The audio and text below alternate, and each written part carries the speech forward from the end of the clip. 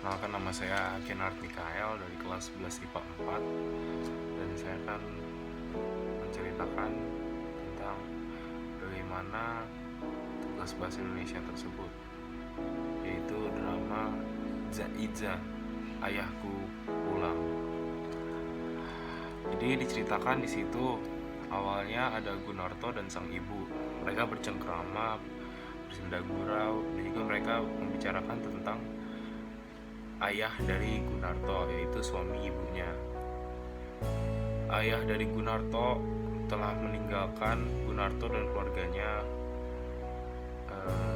20 tahun lalu, sehingga ibunya harus menjadi single parent dan membesarkan ketiga anaknya, yaitu Gunarto, Maemun, dan Mintarsi.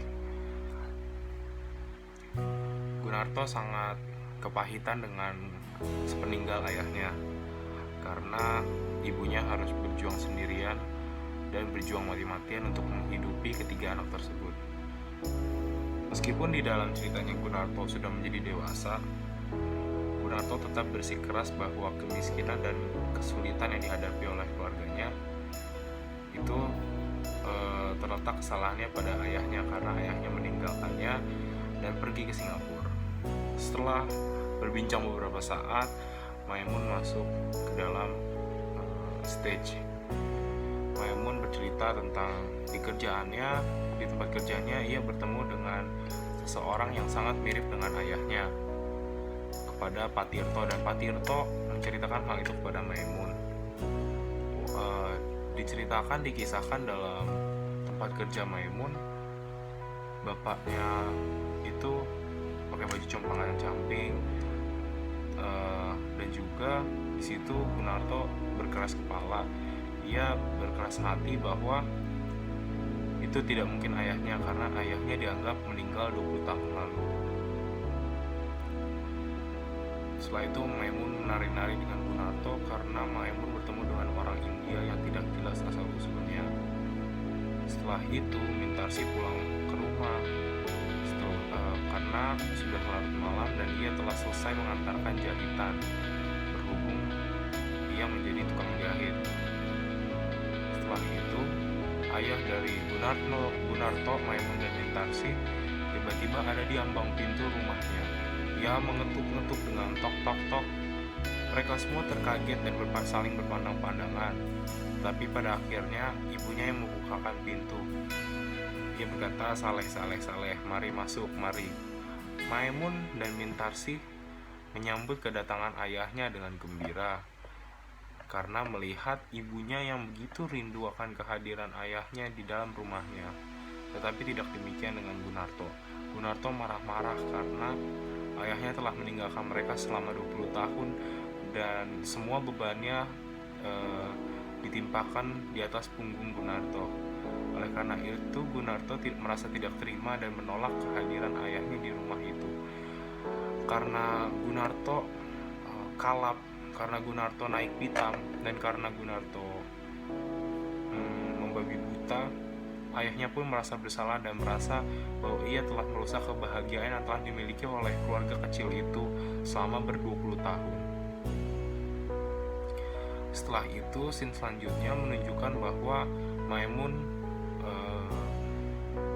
balik ke rumah membawa kopiah dan sarung bapaknya. Ditemukan itu di pinggir jembatan, sehingga mereka semua berkesimpulan bahwa ayahnya telah meninggal bunuh diri. Mereka semua frustasi dan Gunarto sangat menyesali hal tersebut. Dari sini kita dapat menyimpulkan bahwa Gunarto itu keras, dia rela berkorban tapi juga kekanak-kanakan, sedangkan Maemun kerja keras, ekspresif, dan sportif. Mintarsi itu tekun, pandai, sabar. Ibu itu sifatnya sabar, penyayang, dan setia, sedangkan ayah pantang menyerah dan berani mencoba. Dari alur cerita yang telah saya sampaikan, dapat ditarik kesimpulan bahwa itu adalah campuran, di mana saat awal itu menceritakan tentang masa lalu kehidupan keluarga mereka, tapi selanjutnya menceritakan masa kini. Prolognya itu menceritakan kehidupan ayahnya dan keluarganya masing-masing.